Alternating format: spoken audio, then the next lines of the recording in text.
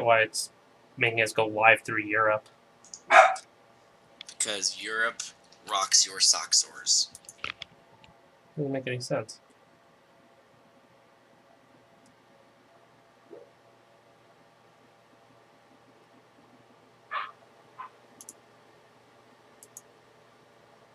Because Europe rocks your sock sores. Doesn't make any sense. Mute. What up with my crazy hair, boys? I get my hair cut on Thursday. What? Who cares? Mute the stream, bro. Oh yeah, I gotta mute the stream. Oh, is a first in chat. What in the butt? Me and John just got some like bad teammates. Yeah, on CS:GO, it was bad. It was just bad news, man. Just all around bad news. Come here, you. I am one of the worst CS:GO players on the planet, and even I understand like the strategy of CS:GO. I may not be the best aimer, like I may be the worst aimer on the planet actually, but even I know like John is like yells at me. He's like, "Don't make fucking noise." Okay, way to swear on the stream like 5 seconds in, dude. What are you doing? Oh, I'm so sorry. I'm punished. I'm out. Anyway, look at what I have, Steven. Look at what I have. It's mine. It's doggy? mine, and I have it. Is it doggy? No, you'll see it. Oh, my tournament got pushed back to the 21st. Thumbs up. But Steven took 3rd place. Woot woot. Oh, here. Okay, it's on screen now. Oh man! Oh god! It's so good. That Blood Angels book, man. I got it. It's mine. Yeah, I took 3rd place though. What? Adam won, of course. He didn't play E. Haley. He played E. Kane. I found out that I'm a really bad list builder. The E Magic list did not do what it was intended to do at all. It's because Steven the baddie. To be fair, I was playing a globally ranked player, and I did have my caster on his caster. I just ran out of attacks. What caster did he have that you ran out of attacks? P-Scar. Was she camping all her focus or something? She was armor 26. Oh, she was on your feet, huh? Yeah, and I still got her down to 4 boxes. You couldn't, like, wait one more turn to go in? No, I could not. He kind of pounded my face in on his feet turn. Right. I mean, I probably could have killed a couple more things. Like, I probably could have cleared a lot of models out, but he still had, like, a full unit of Bane Knights to go. And it was just, like, I knew what was coming. He was just going to out-scenario me. So I had to make this assassination run, and I almost got it. Like, he even told me, it was a good play. But, you know, bad matchup. So, never give up in tournaments, boys. Never give up. But I did beat... Is the stream there? Still live? Yeah, it's there. So, again, tell you about the rest of the tournament, though. So, the first round I got dropped against this Menoth guy. And I was really dreading playing Menoth. But Carter, the globally ranked player, actually ended up the 2nd round against this. He talked his like, why are you lagging super hard, dude? Meat Mountain. Yeah, you're lagging like super hard.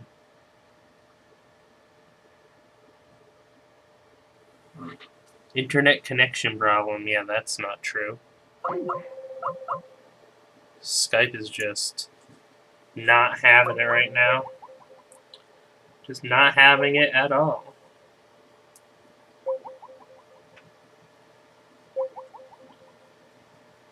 I don't know if it's my internet or his. Obviously, it's not mine because I'm not dropping any frames. It's just streaming to the internet. So it's got to be his internet. Sucking it up real good.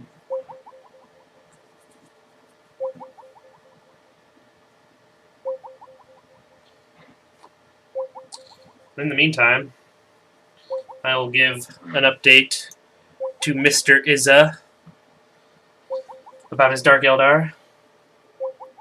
I have it here.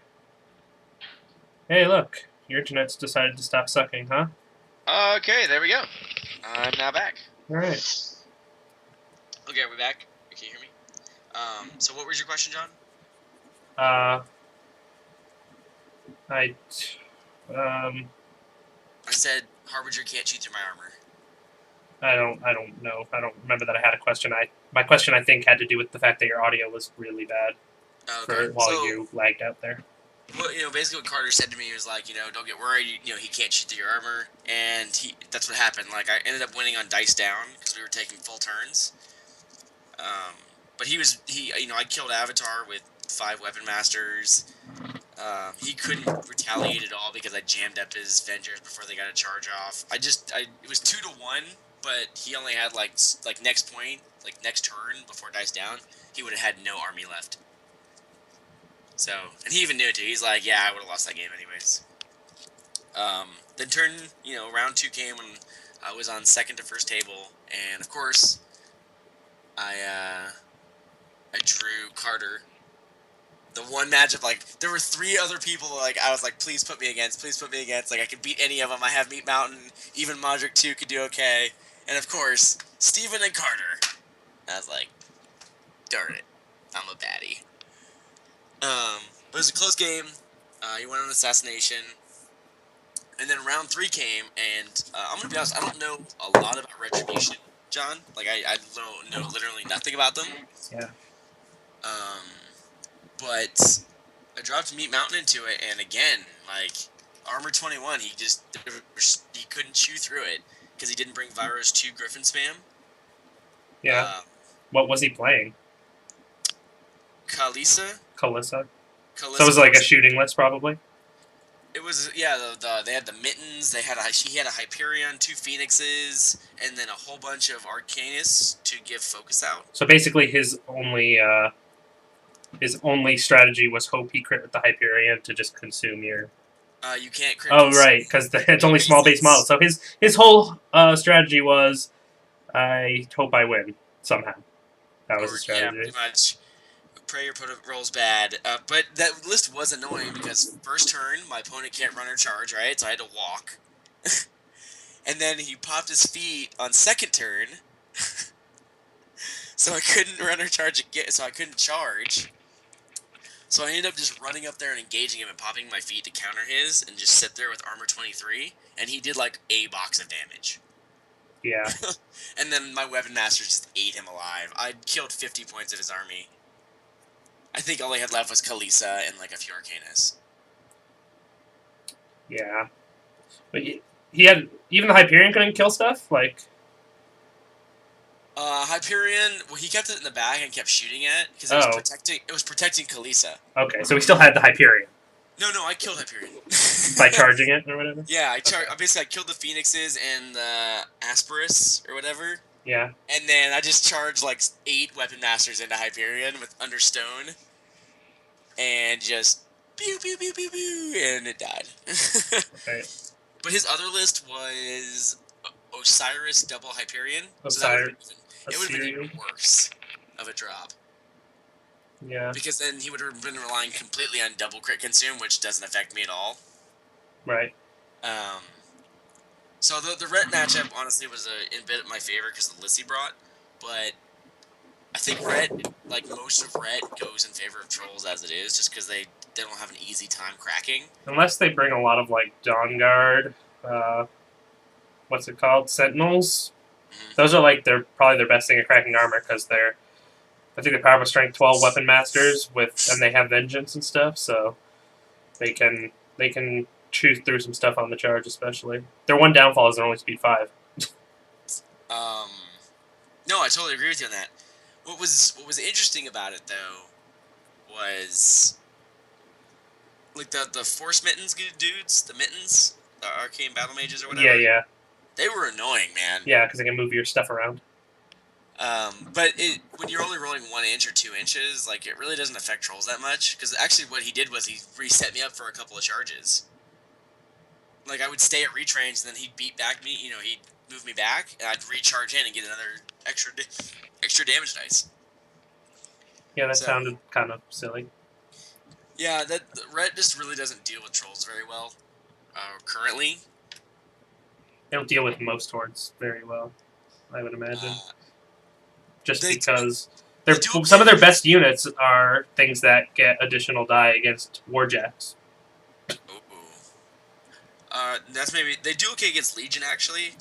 Yeah, I guess I would imagine I would guess Legion just because they do okay against things with lighter armor. Lighter armor and lower model count. Yeah. And they can keep backing their beasts. Like, they can just keep doing it, so the beasts never get to their warjacks, so they always get the alpha off. Well, I mean, And the most retribution jacks are speed 6 anyway, so it just is a matter of positioning, which the mages let you do. And the the jacks are just so good. Yeah, the phoenixes are very good. I'll give Red that. Their jacks are Plus, pretty good. Imperatus is the character Phoenix is very good too. Oh my gosh. Doesn't he come back to life too? Yeah, as soon as you kill him, he gets all of his shields back and 1 box back in each of his systems. So he gets and he has 12 shields, so he gets 16 boxes back. Immediately. Yeah. You kill him and then he gets half his health back, and you're just like, well, congrats, crab. Balance champion. Yeah. Thanks, Riot. Thanks, Riot. Way to go, Volvo. But that was my tournament. I did beat Carter in strength of schedule. We both tied 2-1. My opponents ended up going 2-1, 2-1, and 0-3, and his opponents went 2-1, 2-1, 0-3 as well. So, but then we went to control points, and I had 9, he had 2. You would think at that point he would just win off the fact that he beat you. That's not the way it works, though. I know, but you would think it would be. I'm glad it doesn't. Maybe after strength of schedule, you would go to that because that would make sense. Like the direct matchup. Okay, you go by the schedule and then you go by a direct matchup. Well, there were other people also that were it was 3 people tied at that for the 2-1 spot. One guy flat out. I'm sorry, it's 4 people. One guy flat out won on strength of schedule because he fought the winner, Adam. So he had 3 wins. And then he had a 2-win guy under his belt as well, so at 5. So he already beat me, Carter, and this other guy. So then you had 3 people, and I ended up winning the tiebreaker on that. So first place was Adam, second place was a guy Matt, very good Cryx player, and then me at third with Trollblitz. So it went Signar, Cryx, Trolls. It should go Trolls, Trolls, Trolls, because Trolls is the best ever. Should it though? It should. Should it though? As well as I wouldn't say I got wrecked per se. I mean, the matchup wasn't in my favor. And you can't do within 4 boxes of killing him. Yeah, no, I came within 4 boxes of killing P-Scar under feet turn. I mean, most troll players would consider that a victory in itself. I thought it was just a really good game. You know, we really were strategizing, and me and Carter, I wouldn't say friends, but we're really good acquaintances. You know, we always have fun together. We're not dicks to each other in the middle of the game. I mean, it was just a lot of fun. I made, and the two new guys I played.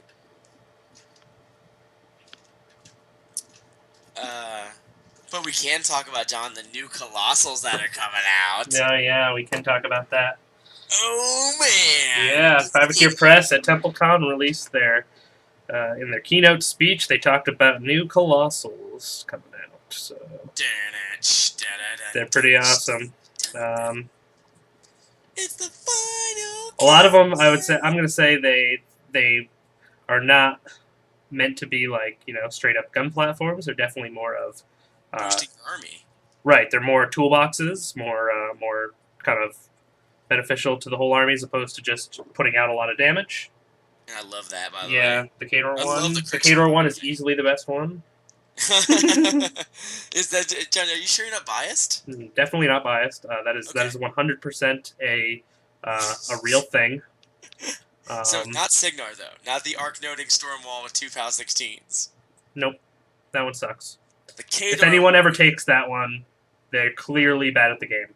The Kador one is a massive game changer for all of Kador. I actually agree with John in this one. I think the army that got the biggest boost from theirs was Khador, with Menoth coming in second.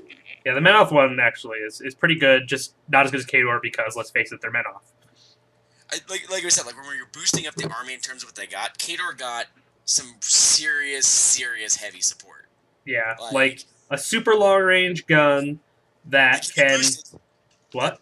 That Yeah, you can boost and boost the range of with How do you- snipe and stuff. Khador doesn't have snipe, so You don't have snipe on the stick? no, there's no way to get snipe on Khador currently. Ah. So I mean, it's probably going to be ranged like 20, right? Like at least the range of a regular mortar, if not longer.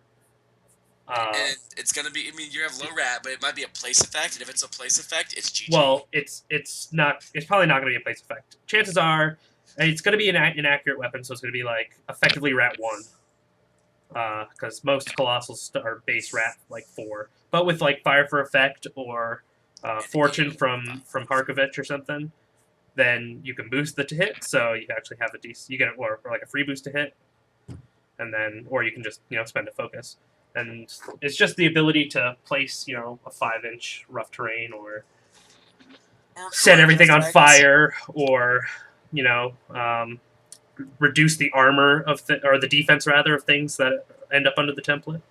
You know what's going to be really wild is if that armor defense debuff is it's just like, defense. It's not armor. No, but I mean, like, what if it says like model unit touched?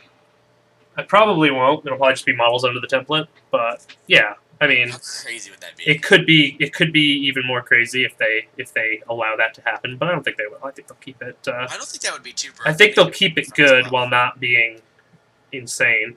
The fire one is where you guys made your money back. Like that is being able to set things on fire is pretty nice. Oh man, because now you guys you can bring that against Cryx. Yep. And they will die before they get to and they can't bring them back that turn, etc. etc. Yeah. Shenanigans. I just like the idea of being able to rock the fire for effect on it, and since it's not a character, you can bond it to Epicaresque and stuff like that. So let's talk about the Manoth one. Sure. 2 Vanquisher cannons. Reveals stealth. Reveal stealth, and the model itself sees through stealth. Yeah, pretty strong.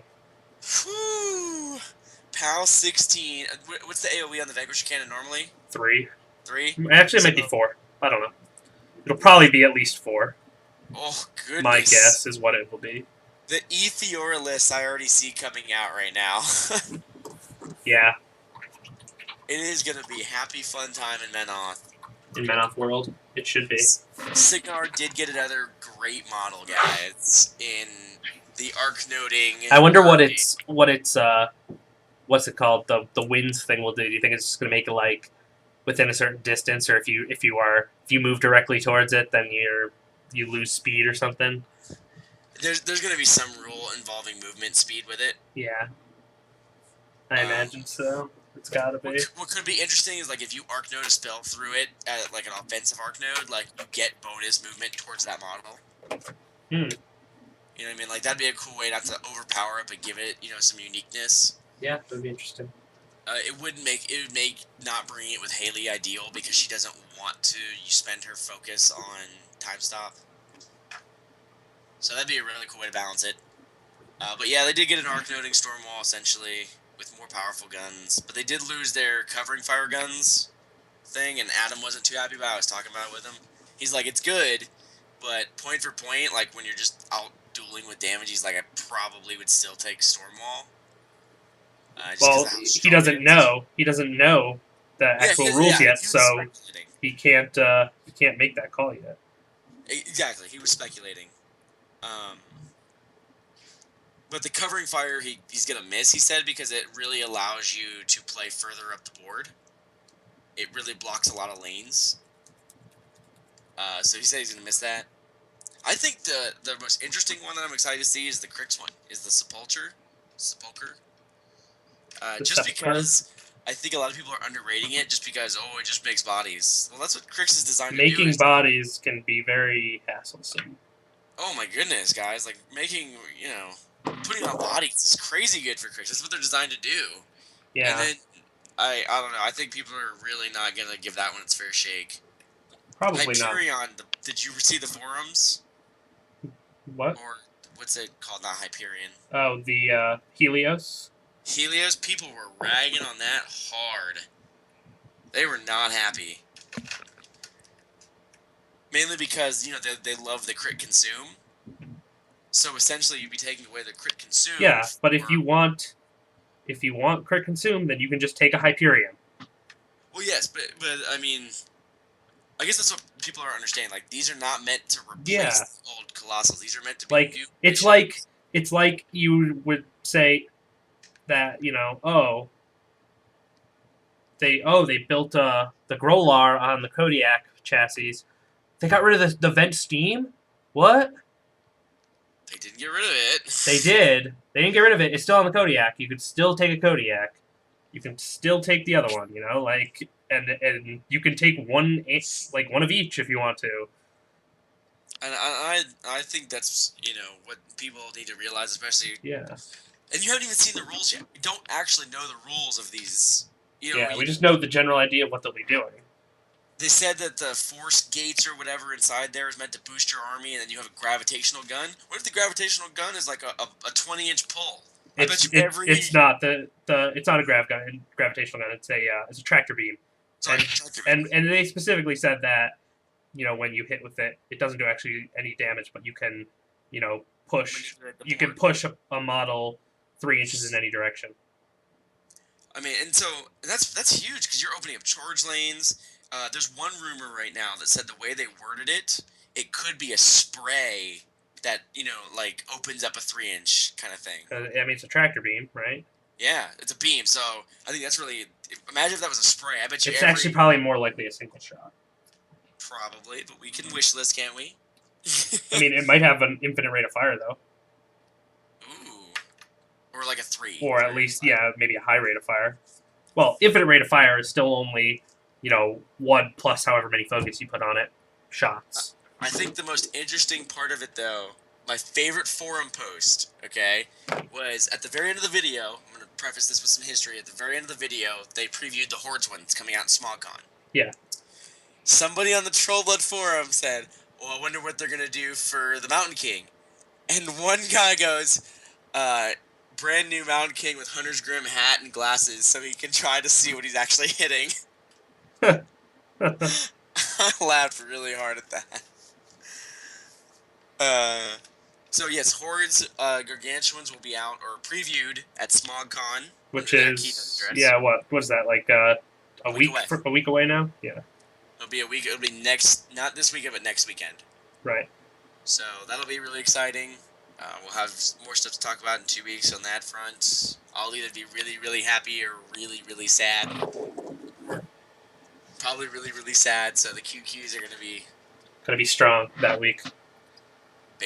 Balimus? What is that? What did you change my name? QQ Balimus. Balimus, because you bailed last week. Oh. Well, John knows why. Doesn't mean you didn't bail. Just because you are, had a good reason to bail doesn't mean you didn't bail. Tisk, John. Tisk you. Alright, so is there any GW news on the forefront? More Harlequin rumors. There's actually, they were in White Dwarf with their little, jet bikes or whatever. What's it called? There's rumors of, even more new models for them and stuff. A dual kit, I think, is the latest rumor I saw on that. I'm trying to find. Does anybody have, the latest rumors or... Starweaver. Bella Lost Souls. Breaking news. New Harlequin, Starweaver, and character picks. You have the Solitaire, the Death Jester, the Shadow Seer, Company of the Threefold Stranger. Ooh. Yeah, ain't nobody got time for that. Ain't nobody got time for that, John, because, I don't know, man, you may be getting some Harlequins. Cryx painting tips? Well, considering these aren't really, standard Cryx colors, they're just like Roberto just wants dark bronze or dark tin type armor, and yeah, so it's really just tin armor with a patina wash and then a rehighlight. It's nothing really insightful going on here as far as the painting of it goes. Oh, Skyweavers are the jet bikes. Sure, yeah. Weapon skill 5, ballistic 4, toughness 4, 2 wounds, initiative 6, and a 4-up armor. 100 points gets you 2 Skyweavers, but you can take up to 4 more. So 300 for 6. Any model can replace the Star Bolas, 12-inch, strength 6, AP2 blast, 1 use only. But in addition to bike guns, so they also have some guns in their bikes, with a Zephyr Glaive, strength +1 user, so whatever this user is so they'll be strength 6. Excuse me. Yeah, probably strength 5 or 6. Why would they? Most Eldar are base strength 3. Okay, then they'd probably be strength 4. AP2, and any jet bike can replace the Shuriken cannon with a Haywire cannon, 24 inches, strength 4, AP4 blast, Haywire. War gear, each one comes with a holo suit, Starbola, Mirage launcher, 4 plus invulve or shooting, or it might be a cover. Fear, Furious Charge, and Hit and Run are the special rules. Yep. That is really cool. Yeah. I'm all about these Harlequins, man. Because I'm all about that Harlequin. Stop. But it looks like they're not going to be enough to be like a full codex, unfortunately. They are a full codex. They're going to have enough, like, the size of, like, Necrons. They're coming out as a codex. It's going to be a codex for sale. I've seen the cover already. Interesting. Oh, man, I'm going to have to open this up, take a look-see at it, do what we want to do. Get John to paint them all up for me. Yeah, no, not happening. Jared B, what is up, my man? Already did our Wormahors roundup. Now we're talking about some Harlequin love that Steven loves his Harlequins. John is better than Steven at CSGO, I agree. But not Wormahordes. He doesn't know that. Or being awesome. He just assumes. Really, the only thing John is better than me at is CSGO. And me and Dave are kind of wrecking him the other day. Nope, I won. He had to restart the game twice. No, the game restarted itself, dude. And then Dave with the jumping. Yeah, that should just not have happened. That was like pure luck. Dave jumped up and headshotted. Oh, yeah. Man. It was amazing. So we were playing to 8, right?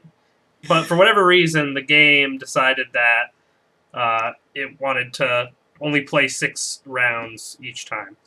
So first set of rounds, we were tied 3-3, and it was 2-on-1. It was the 2 of them against me. It was really 1v1. Hey, in the last set, Dave got more kills than you did, Steven. In the first 2, I had all of the kills. Well, and then you got a big fat goose egg because I wrecked your face. Anyway, continuing on talking about stuff that actually matters.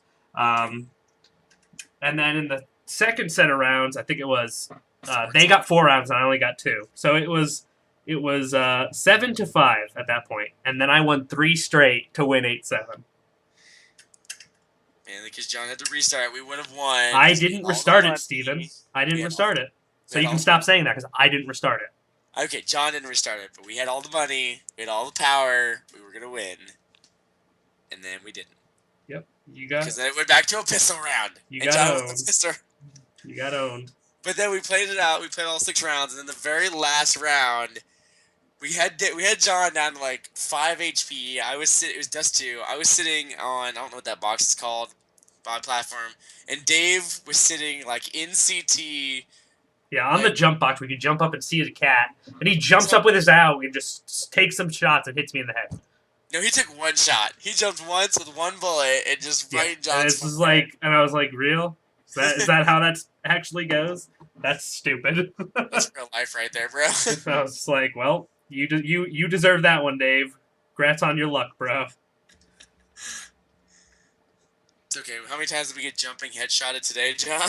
God, the games we played today was awful. Like we couldn't get teammates that knew what they were doing or were actually trying to seriously play. Like it was bad. It's fun. It wasn't fun. It was not fun. It was not fun. There was one fun round where I rushed up mid and killed 3 of them from behind with my dualies. That was fun. Yeah, that was fun. What's actually been fun is playing with Dave now. Like the 3 of us playing. I mean, it's always fun with more people. It is. And Dave, actually, Dave messaged me the other day. Let's see. It was on my other one. It was on my other account. He said something along the lines of, "I just played a game and won," and I went like, and he went like, he had like some like 25 or 34 kills and something, and only like 15 deaths. And I was like, what?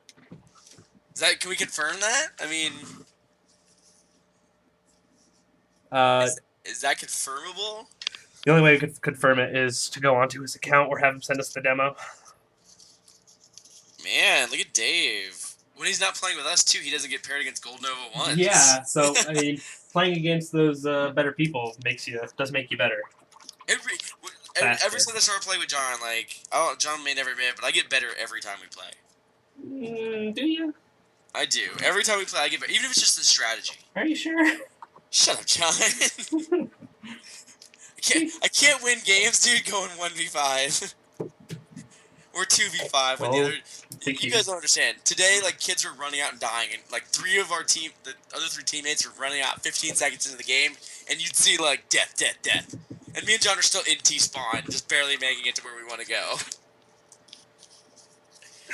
Yeah, that game was... Like, I was the only one that had a positive scoreline on the team. John is a great CSGO, by the way. He is, like, a straight baller. Yeah, like I couldn't even make things happen because that's how bad it was. I couldn't even make something happen. I mean, it sounds like, you know, like CS:GO is a game where it is team oriented. Yes, you can go 1v5 occasionally, but John was having to pretty much 1 or 2v5 every single round, and eventually they just collapse you. You know, they rush you from all sides, and John will kill the first one, and then dude behind him headshots him.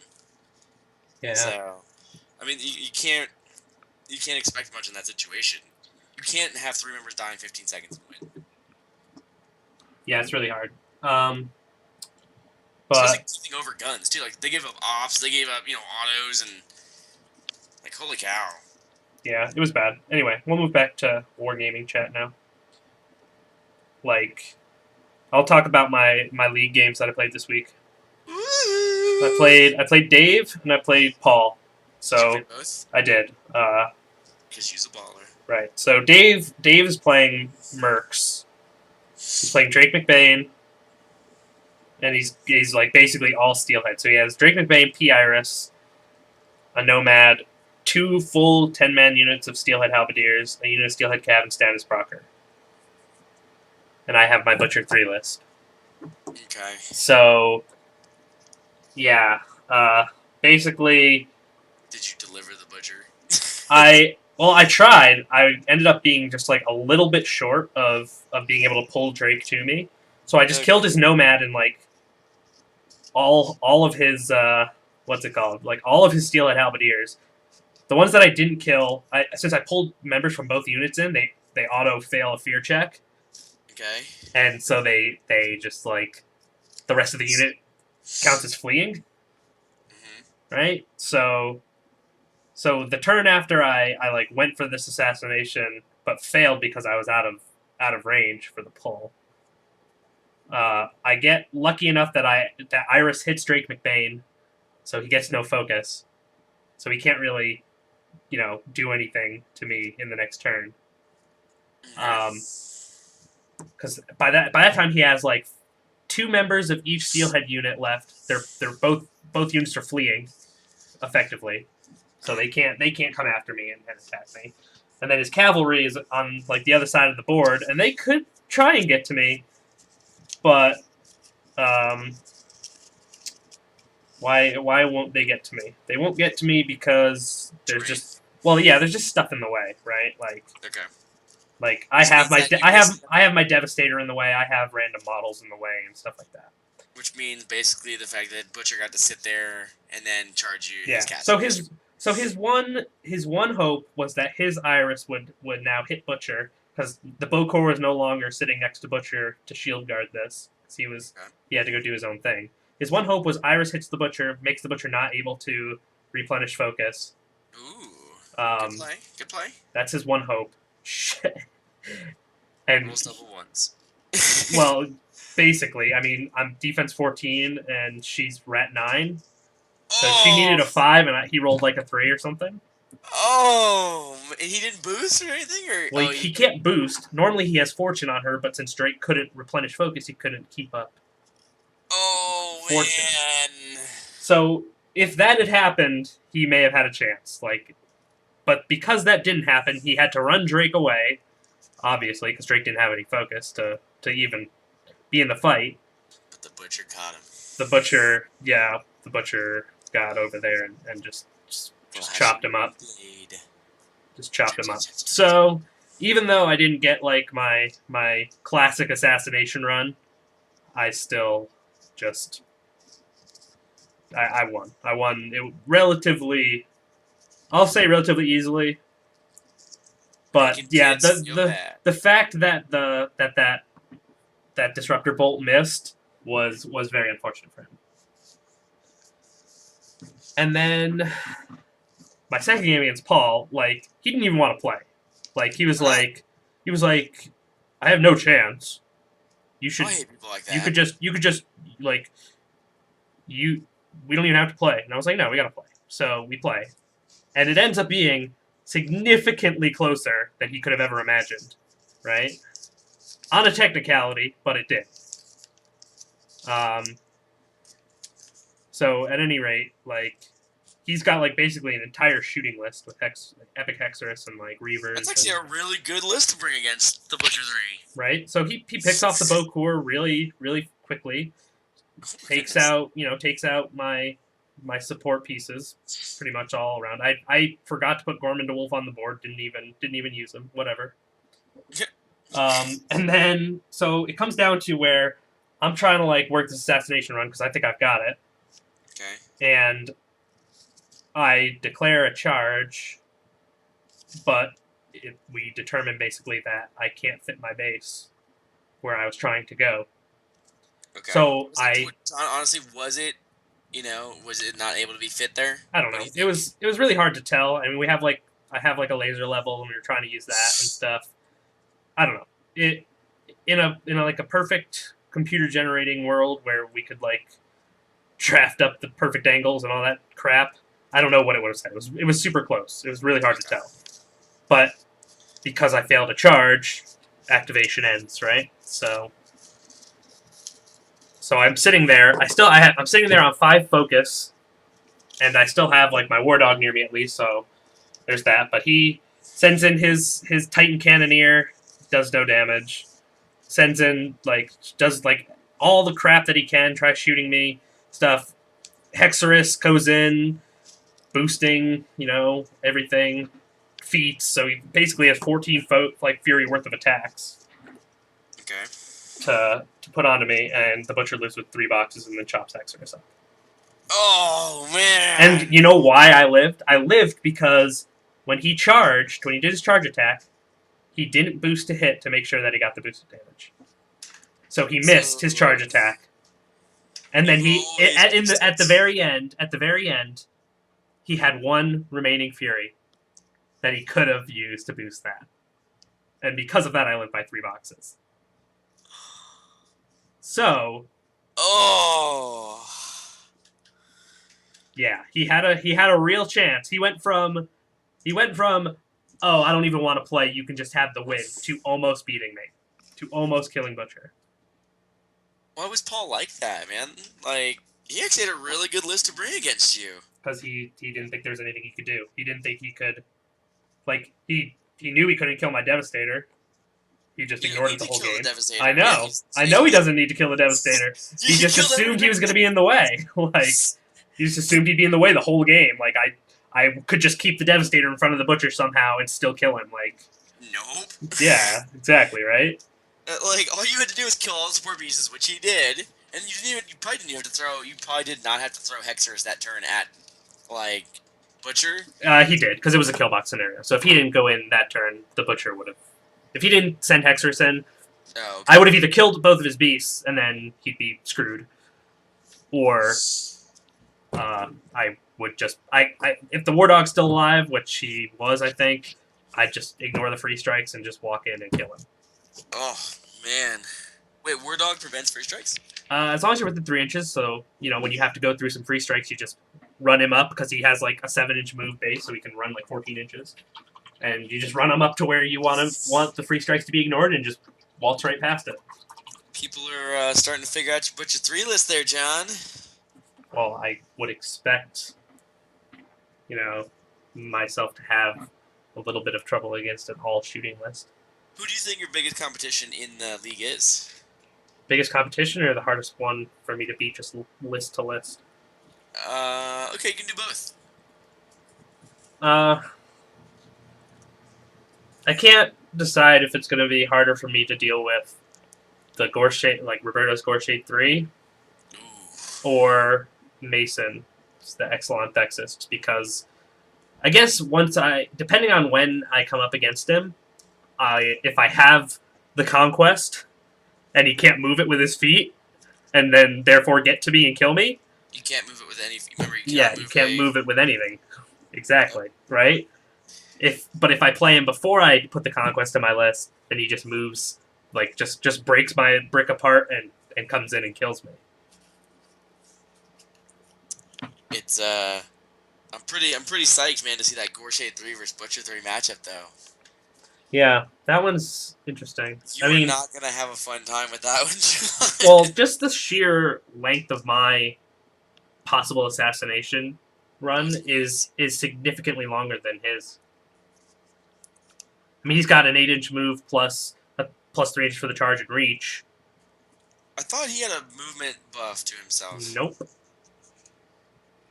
Okay. Your run is significantly longer, but his is significantly better. And that makes sense. It's not better. It's good, but it's not better. It's easier. It's going to be a game of who gets their assassination off first. And that's going to be really... I hope you guys record that. Theoretically, we can. You guys should, because that is going to be one intense... Because you guys are going to be setting up your pieces perfectly. And John, you're probably going to get to go first on it. Oh, well, man. I mean, theoretically, both of us... Like, he would probably prefer a non-kill box scenario. Whereas I prefer a kill box scenario.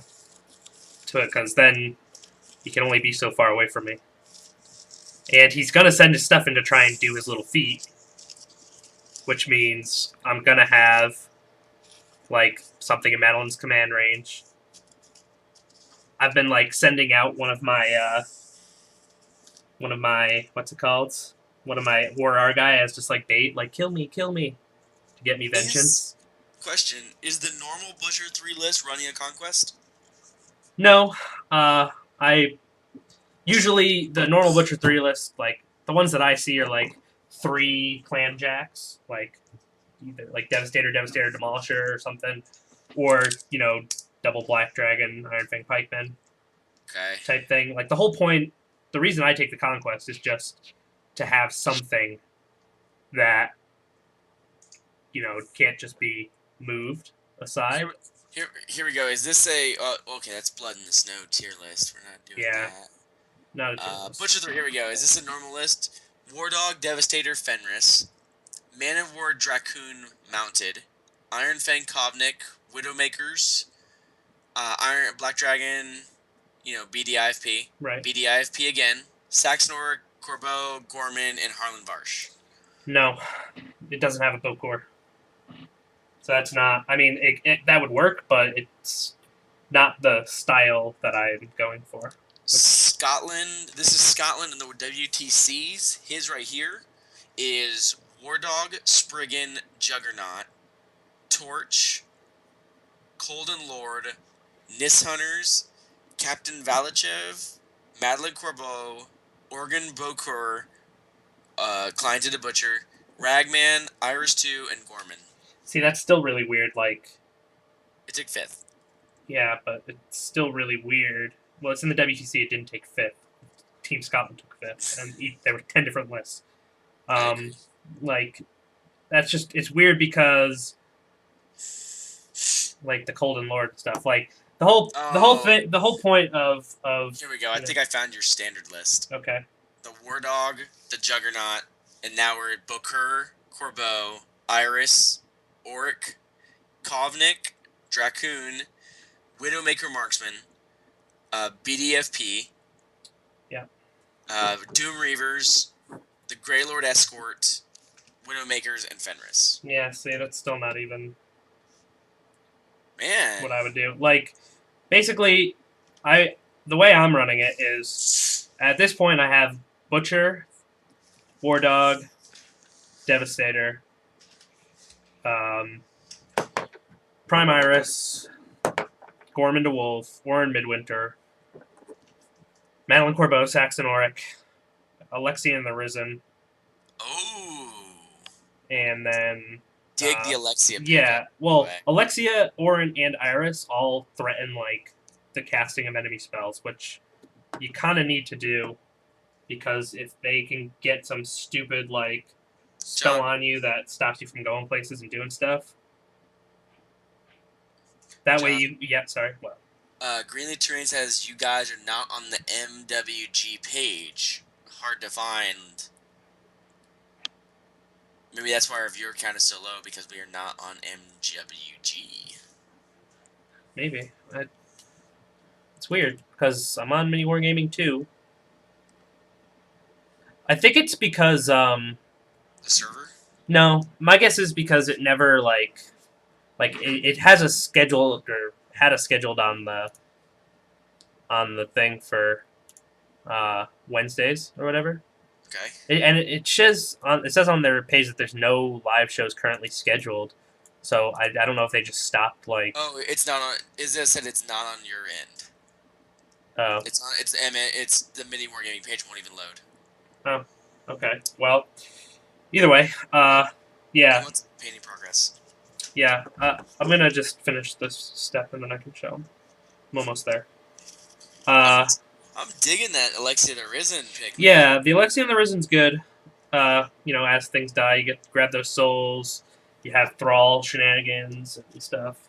Poop them out, and they're jammers. Like they jam so hard. Yeah. Alexia could kill models herself just by Yeah, and basically you have her in one area, you have Orin in another. So it's like you can have like big areas of can't cast spells or cost you double to cast spells. Interesting. And then if you can hit them with Iris, that's just a massive boon always. Never a bad thing to hit them with Disruptor Bolt. Unless, of course, they're hordes. In which case she becomes more of a Death Bolter / Phantom Seeker shooter, just for the heck of it. So, yeah. That's basically the... So, as I progress in points, I take out the Devastator. I agree. I don't think the Devastator should be... The Devastator's there, especially early on, because one, he's an Armor 25 wall, and two is he's got Bulldoze, so he can just move stuff out of the way. I agree with the low points, but not high points. Yeah, so I put in the Conquest because it protects me from things that, just knowing what the enemy casters are going to be. It protects me from Excellent Dexus feats. It protects me from Krios 1 feats. It doesn't stop me from being knocked down, but it stops him from knocking down the stuff in front of me and just shooting me up or reaching over it. It provides decent firepower. It can kill just about anything that I need it to. It can clear a big lane with tramples or whatever. You know, like it can do stuff. I mean, it's either between that and then like the other things I want to add in. You know, now that I have all the solos in there, like good things to add in are Widowmakers because they can clear away, like basically just clear things up. Like you just take things that clear lanes. Widowmakers, Grey Lord Turnians with their sprays are good for clearing lanes, or you take things that are going to get in their face, jam them up, or just be hard to dislodge without any extra help. Black Dragon, Iron Fang, Pikeman being a big one of those. It's actually really good that some things only affect War Beasts and some things only affect Hordes. Here, this is this, by the way. Go ahead, John. No, I'm just showing up. I'm gonna just show the model here. Yeah, there we go. Nice and close up. It actually balances it really well too, especially if like one thing is wrecking War Machine, and then you factor in the Hordes. Well, now it may not be so good to take it a tournament because half of your opponents are going to be Hordes. So that's something you kind of got to factor in. So I actually kind of like that from that perspective.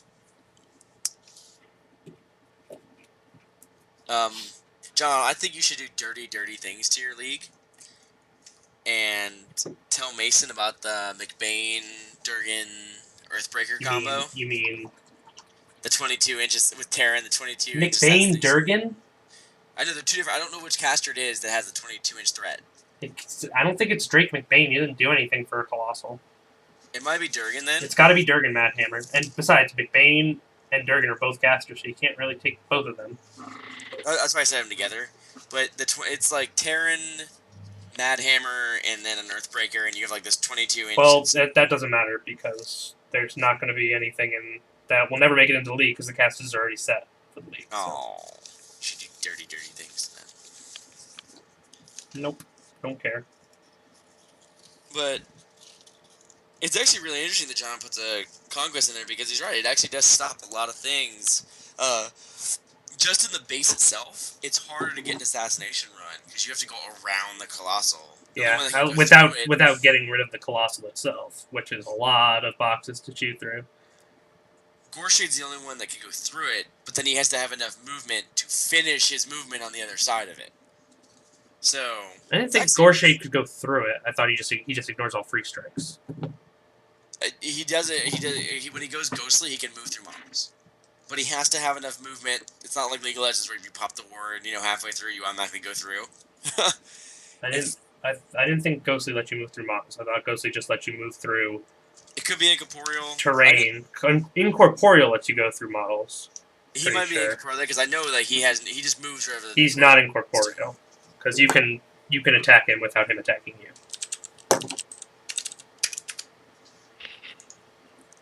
His way of just going wherever he wants is Lord of Ruin, right? Yes, he is. He's Lord of Ruin. Yeah. His way of going wherever he wants is that he just ignores free strikes since he's ghostly. He is ghostly. He's Terror, Undead, Spell Vortex.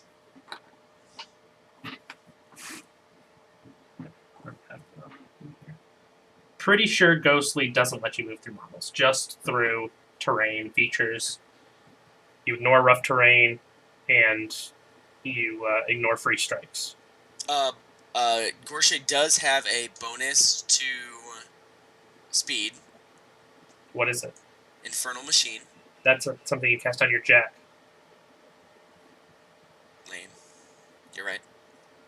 Hate Battle College. Siphon Bolt's... Siphon Bolt's pretty cool. Siphon Bolt's how he assassinates you. Yeah, he uses Siphon Bolt to take away your focus or whatever. And uses the focus to beat you down with it. Exactly. Yes, so it is Ghostly. And Ghostly allows a model to advance through terrain obstacles without penalty and advance through any obstruction as long as it can move completely past it. Also, this model ignores free strikes, so he can't move over your base. He cannot move over your base.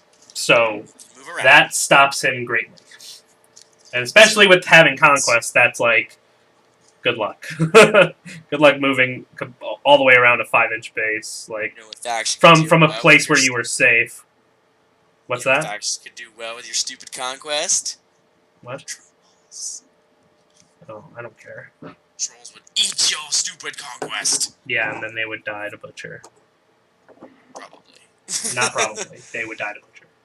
Powerful Strength 16 Weapon Master, who, because he's playing against Hordes, would have something that negates your ability to heal or gain or take tough rolls on his weapon. Yeah, I'm just kidding. Pull all your stupid.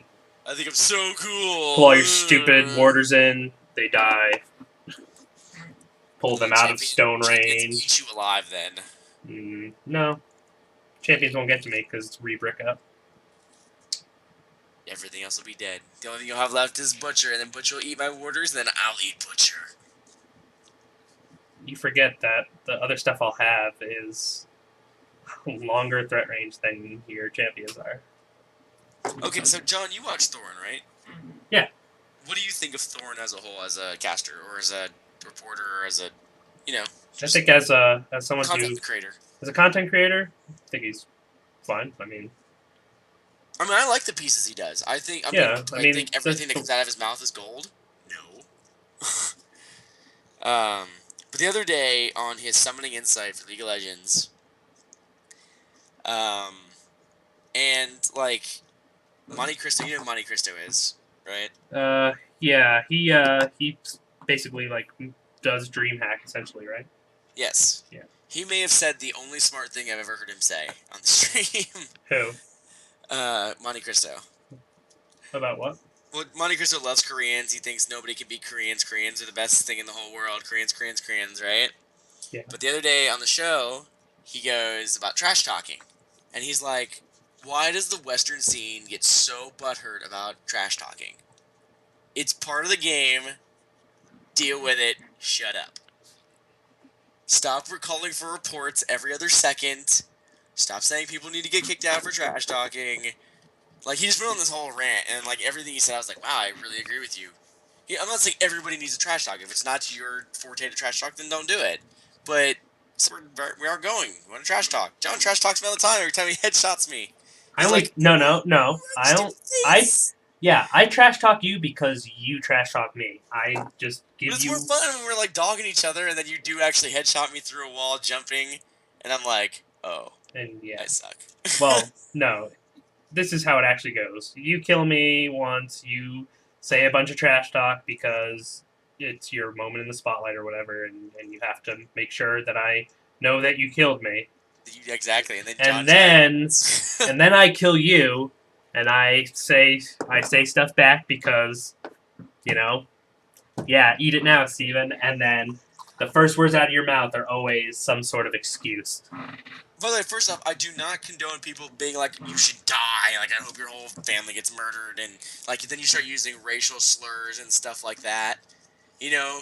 But if somebody's like, oh, headshot, oh, I got you, whatever, like, come on.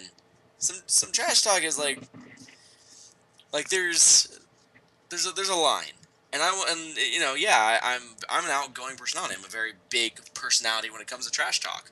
Even in fact, when I roll dice and, like, I need a big dice roll, like, I celebrate a little bit out loud because, you know, it's a big moment. It's an emotional moment for me. Like, the whole game hinges on this moment.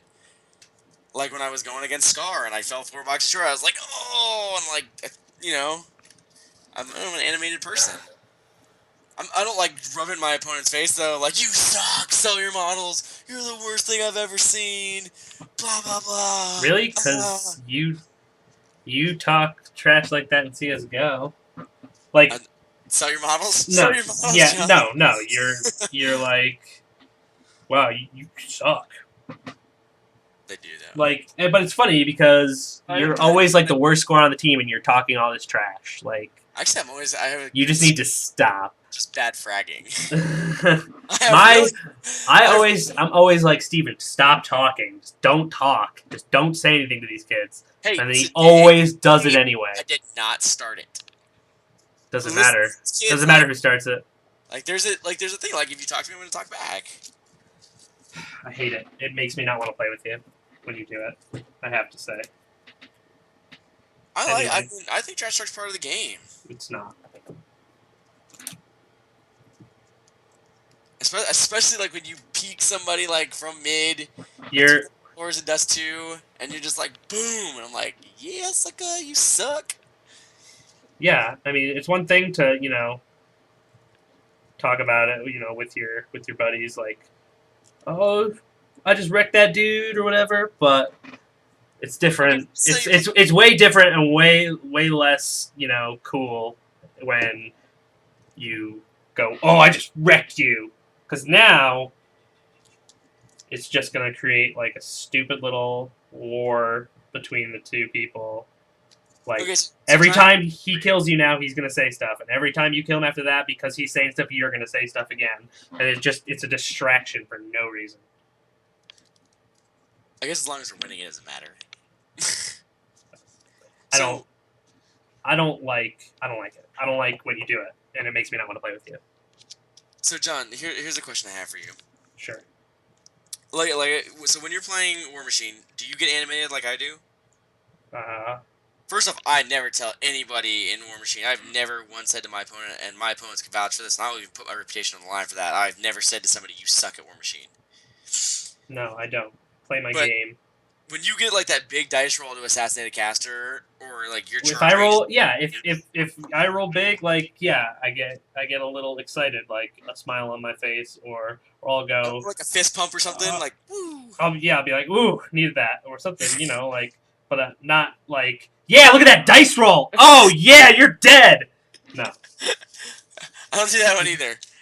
Like honestly, I feel like I have better. That or but I mean I go the other way with it too. Like I go if I roll really bad, I'm like, like, I guess my dice don't want to roll.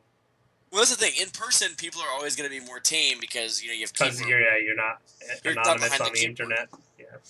Because there are people that will punch you in the face. Yeah, if they don't like the way you're acting. So this keyboard warrior thing, takes a lot out of it too. And I never ever use like when I'm playing a game with somebody. Okay, I guess I have to amend my statement. I have done that before, but I've only done that like I specifically remember doing it like playing in a team like a 2v2 team battle where I was like it was me and Dave or me and J-Ro or me and Andy against the other two there, and like we're specifically playing to have fun. It's not like it's a competitive event, right? It's not like we're just messing around and having fun, and that's why I did it. Like I've done it to Thomas too because we were just playing around having fun. Like we weren't. First off, I do not cheer for my opponent because I do want to win the game. Do I like throw a tantrum, like flip table? No. But like, do I get upset when I see like? Do I feel bad when I see the double sixes to kill my caster? And I'm like, well, like, oh. I know, exactly. Like, well, damn it. Except not with a smile on my face. Like I feel kind of upset. Yeah, it's more like, oh, dang it.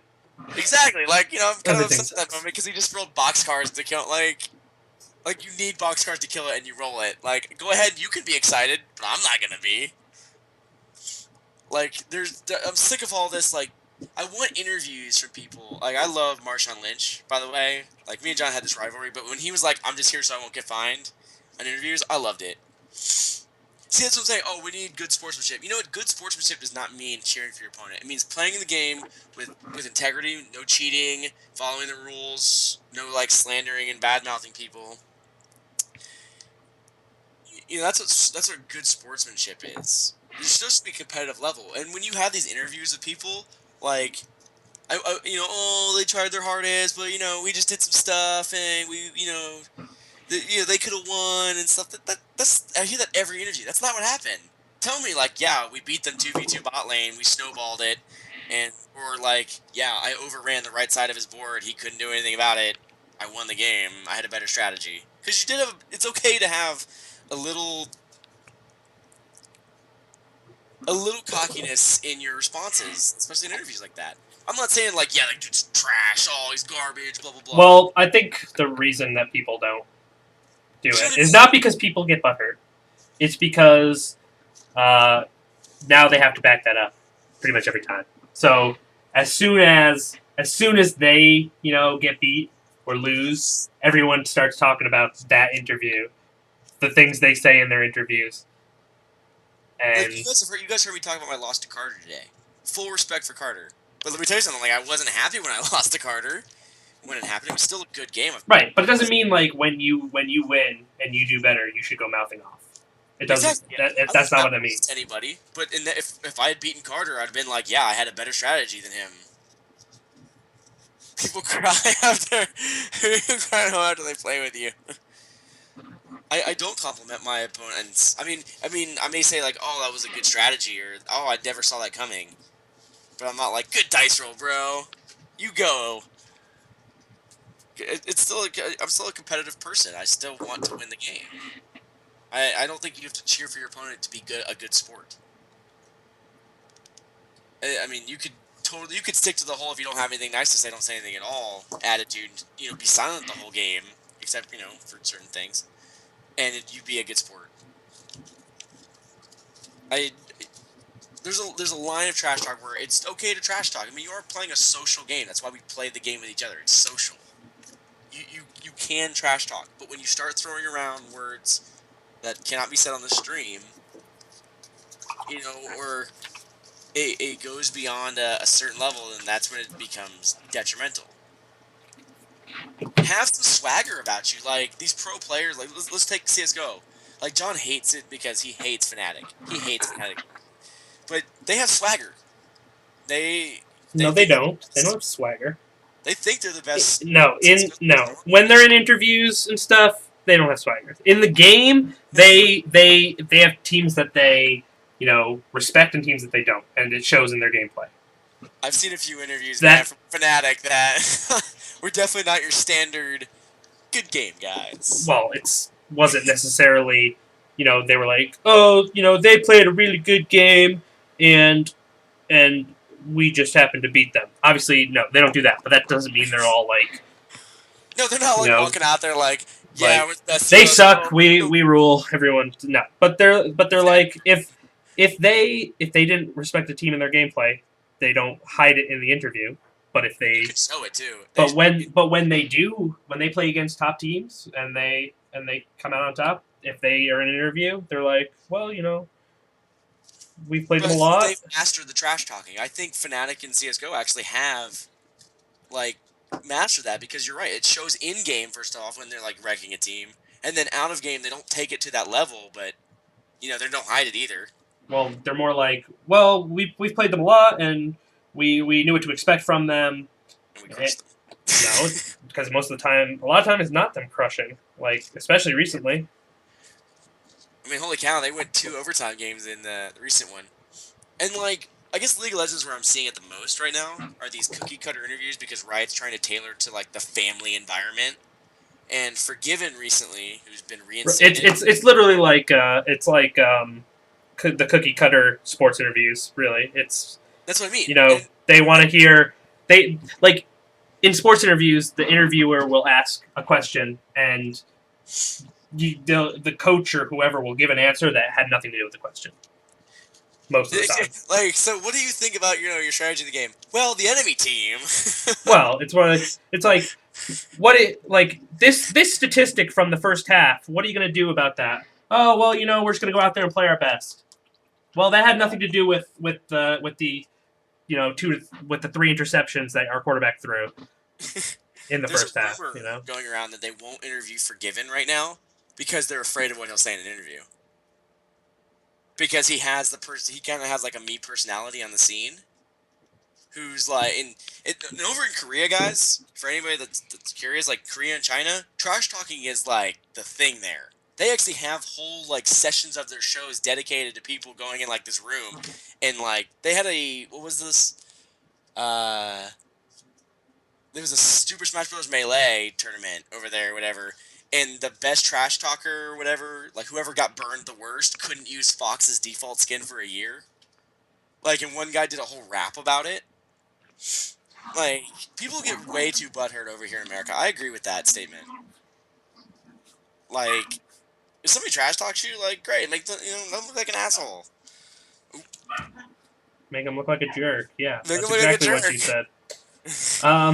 Yeah, I mean, I remember watching StarCraft back in the day, and Like Nobody's whenever the upset. Koreans would do their interviews, they'd be like they'd always say the same things, and they were relatively cookie cutter, but it was always like a trash talk thing. It's like if they didn't say, "Oh yeah, I'm just gonna 2-0 him," they would say, I just hope we have good games. We're just gonna try and make good games for you." So it was either that was the nice answer, and then the trash talk answer was always, "I'm just gonna 2-0 him," or "I'm just gonna 4-0 him," or "I'm just gonna 3-0 him," or whatever, whatever. My favorite interview question, John, is when they ask somebody on a certain team, so which team do you think is going to win, yours or the other one?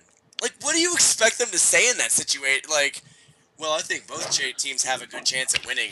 Like, no, I think my team's going to win because I'm on it. Yeah, right.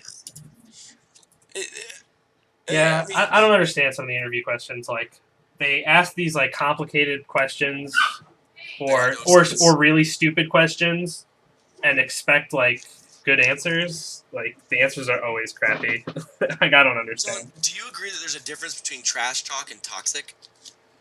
Yeah. I mean, I'm throwing the word toxic out there, and I shouldn't, but you know what I mean by the yeah, word like toxic. yeah. No, I know what you mean. I think there is a difference. There's a healthy level of trash talk.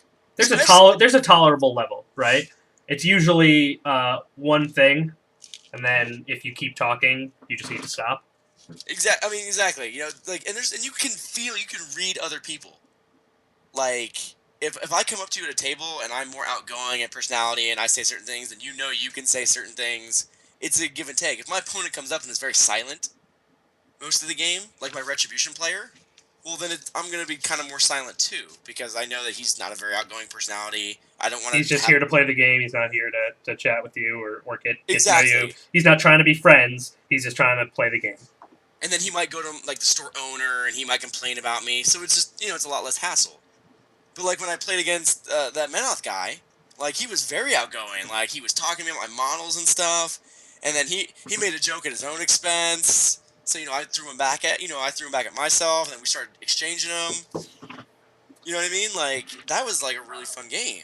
Yeah, but I feel like there's nothing like that. There's nothing like that in video games because of the anonymity aspect. The keyboard warriors, they always take it too far. Like, John, I mean, you can say, like, you're right, like, you don't want to play with me and stuff, but I will never, ever push that Q button and use, like, I'll never like, when I yell at them for what they're doing wrong. I don't just, like, oh, you're stupid, beep, beep, beep, beep.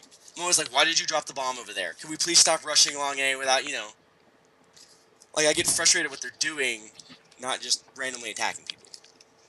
Well, you said to you in the most recent game, you said to them, "You kids are so bad." I did. So you can't even say that you don't just. It doesn't matter. That's still attacking them. It's still not constructive. That one sentence was not constructive. I agree with that. But more often than not, my sentences are not like that in public chat. To you, John, I will vent in a different way because you and I are. Yeah, well, I have no problem. Like, I love, like, back in the day when I'd play League of Legends with this one guy, and we would sit in, like, Vent or whatever it was, Skype, whatever you want to call it, and we would play, and most of the time, we would just rage about what was going on in the game, mostly about ourselves. Like... I tell John I suck all the time. Or like, oh, of course this guy's playing this currently really strong champion. Oh, look at this champion doing what it does. Oh, look at that. Oh, like just things like that. But we never said anything in game. We would just do that, and that was fun. Like that was fun. Like even when we were losing and getting crapped on, we would still just be like, oh, woe is us. So let's play again. Let's just have fun, Hey, the other day, John, in public chat when I was 1 in like 13 or whatever, I took full responsibility for that loss.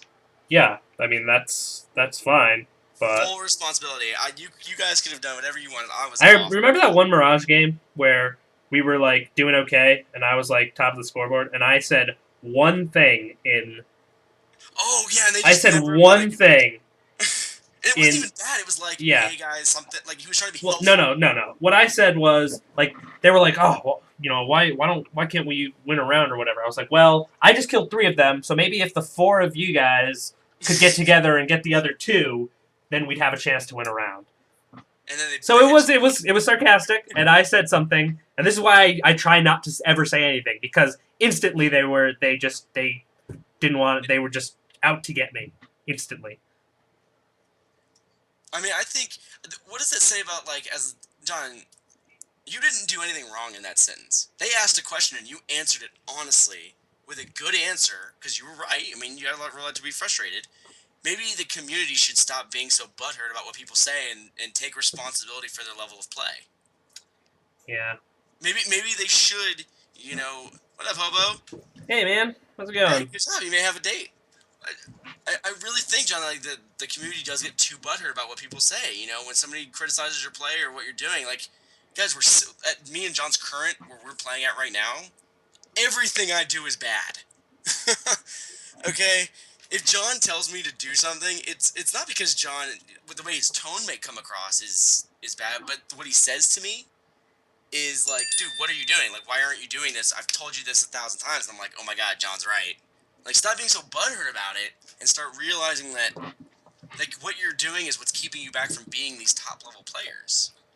Yeah, well, I personally, like, refrain from trying to coach the people that are on my team if I don't know them and stuff like that, because I just don't want to deal with it. Like, more often than not, trying to tell someone something just leads them to be angry at you for even saying anything, or just to well now I'm going to troll you to get you back.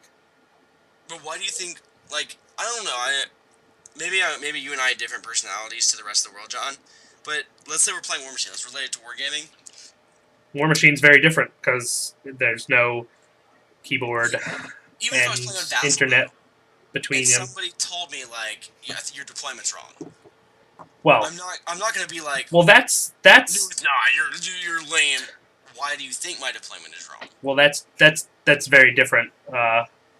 Like, especially if they have, reasons to back it up. Like, there is certain, things that are, it would be smarter to do this because of this reason. It's a lot harder in a much more abstract type game where there's a lot of ways to do things right. If I can be frank about it, I think one reason is CSGO and League of Legends are global. They have 10 times the players, and I say 10 times like a small number. No, because let's take wargaming, tabletop gaming as 10 million people. There's 100 million people playing these games out there, yeah. And the difference is they see these pro players on there making 6-figure salaries because they're good at the game, and they get on these teams by being just really good at solo queue. But by queuing up, ranking up, and going out. Like in League of Legends, you can make a pro team by making the challenger. Yeah. So they think in their heads, oh, if I make challenger, I'll get on a pro team. So every time your team is not helping him get to that level, you know what I mean? He's gonna start raging because he thinks he's that good. He thinks these silver players are holding me back. Blah blah blah. When he doesn't realize that there's so much more than that to the game, and maybe you are just a gold or a silver player right now. Yeah. I do not honestly think I'm as good as Michael Lele. All right, that dude is straight baller. All right, those guys. And I think that's the problem, is because in War Machine or tabletop gaming, you can't go pro. You can't make a 6-figure salary off tabletop gaming. So nobody really, you win Crucible, yeah, it's a really cool honor. You're a great player. You get respect in the community. But, if I lose in the tournament, it doesn't cost me anything but time. There's no pot of gold at the end of the rainbow, if that makes sense. Right. Whereas, especially, like, you see this in Diamond a lot, too, in League of Legends, because Diamond is actually pretty close to Challenger, Master tiers and Challenger tiers. His kids are so close, and they lose one game, and it's Rage City. It's F-bombs and A-bombs everywhere. because they think that they're gonna get. They think Fnatic is, or like, they think Fnatic's literally gonna call them up and be like, "Hey, you want to come play mid lane for us?" It's not gonna happen. Yeah. Some kid that won the 15-year-old like Dota 2, like, there's a reason. Like, he's an outlier, and I guarantee you, he didn't rage to get there. It's a natural. When you're an outlier, that means you have just natural skill. You put the practice in, and you climb the ladder. You see things that others don't right away. Not every pro player is a savant of the game. John is better than me at CS:GO, hands down. John also has years and years of experience on Steven, which is why I am better than him at the game. And every video he sends me, I watch. I've truly watched every video John has sent to me because I think it's going to make me a better player. I want the Gold Nova 1 badge underneath my name more than like anything, okay? But I understand the work and the time it's going to take to get there.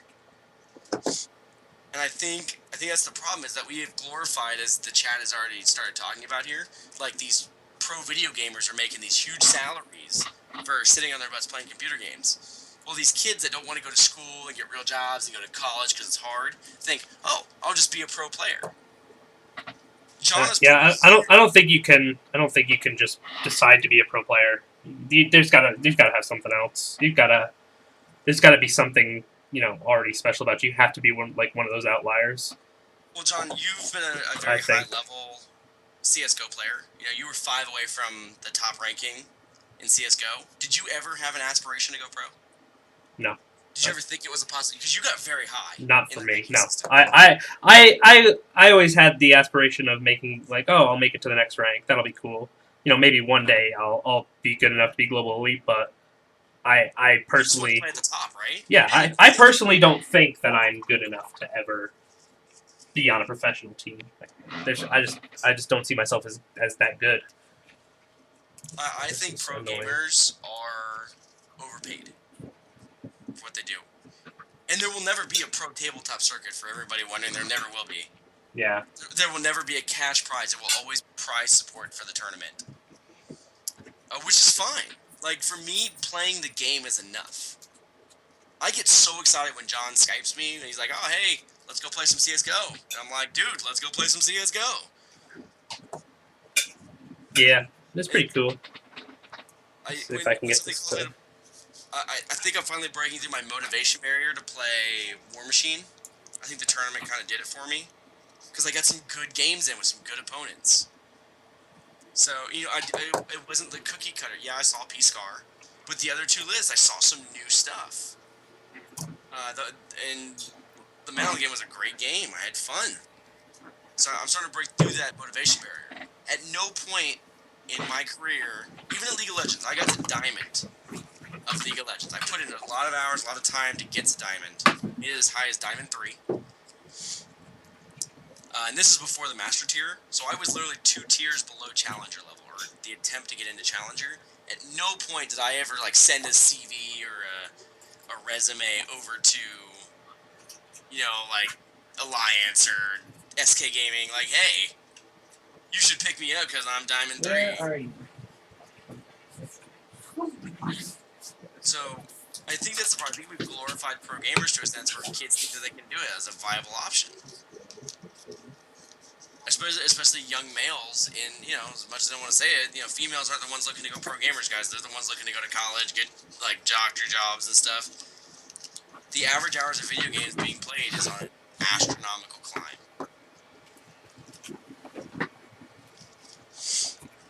Hey, look! I have a very, very white airbrushed Raider right here.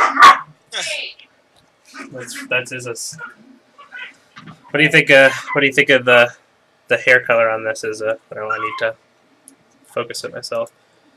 I was going for kind of very platinum blonde type look for your angel-y stuff. But anyway, back to I think that's the reason why people are so toxic, along with the keyboard warriors kind of stuff. Just enjoy the game. fun with your friends. I actually learned, this kind of relates to wargaming, Adam Stewart, the pride and joy of our meta, down here, Mm-hmm. is moving to the West Coast. Aww. Sometime this year, so we're gonna have to learn all the stuff ourselves. Brutal. I know, man. But we still have Carter, Right. so that's gonna help us out a lot. We still have Chris Cuevas. Oh, by the way, you know what, John? I've wanted to ask you this on stream. Okay. Okay. Just to test your knowledge Oh, good. of Warma Hordes. Sure. It's just a little fun quiz, because I didn't even know all the answers. I did not know all the answers, by the way. I got a couple of them, but not all of them. All right. All right. This is on the official judge test to become a War Machine judge. Okay. What are the differences between Colossals and Battle Engines? Differences? Yes, sir. I would say that Colossals can't move outside their activation. And Battle Engines can. Yeah, and Colossals can see over forests and cloud effects, and Battle Engines can't. Okay. Colossals have. I mean, are we just talking like differences that aren't obvious? Like Colossals have, damage boxes on two different arcs or whatever. Like we're ignoring that kind of thing. Yeah. Okay. Yeah. We're okay. I guess rules for Colossals and Battle Engines. So basically, like effectively rules because they're on the same base doesn't mean they have the same rules. Kind of rules. Exactly. Okay. Battle engines can be, I mean, maybe this is the same as Colossals can't move outside their activation, but Colossals can't be pushed or pulled or knocked down. Battle engines can, I think. Maybe they can't be knocked down, but I don't know. That's all I can come up with. I believe it's Battle Engines can get the aiming bonus. Oh. Colossals can't. I didn't realize that Battle engines get the aiming bonus. It's either that way or the other way around. It's a really hard question. Yeah. I think it'd be Colossals can get the aiming bonuses, but because they're basically a jack, but a Battle Engine can't, I would think. There's also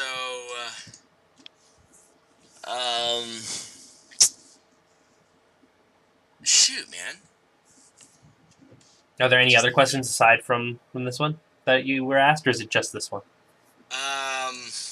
I know he gave us the general style of question. He didn't give us all of them. Like there's a lot of stacking questions. If effect A and effect B trigger at the same time, but a counter effect comes in, and then basically like magic, like stacking and stuff. Right. Like does. Hey, look, it's Dave. Hey, Dave. How's it going, Dave? Oh, is Dave want to play some CS:GO with us? Is that what I'm hearing? Dave, don't hate, bro. Dave, you need to tell Steven about your crazy game that I only barely saw the chat of, or the text of, or the message of that you sent me. What's this? Oh, Colossals can be bonded to Warcasters. Oh yeah. Well, of course, Battle Engines can't be. They're not in a battle group. It's basically like list all the. It was basically like a list question. Oh. Hang on. Let me type in Google some questions from the War Machine Judge test. I need to show Dave what I got. Dave, look at Dave. I did it, Dave. I got it, Dave. It's fine, Dave. Yeah, I'm not better than him, just more appealing in every way. Wow. Wow, bro. Except my beard's better than yours, so, look at that beard. Okay, so there was one with ride-by attacks and terror. If you make a ride-by attack, do you take a terror check? Or do they have to take a terror check? The situation was like, in a game, an interaction caused by a ride-by attack and my opponent,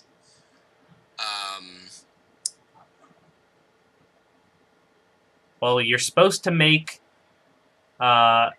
command checks for proximity to terrifying entities as soon as you come within 3 inches of them.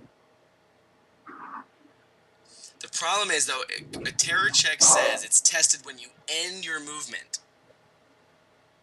I'm pretty sure it says that you...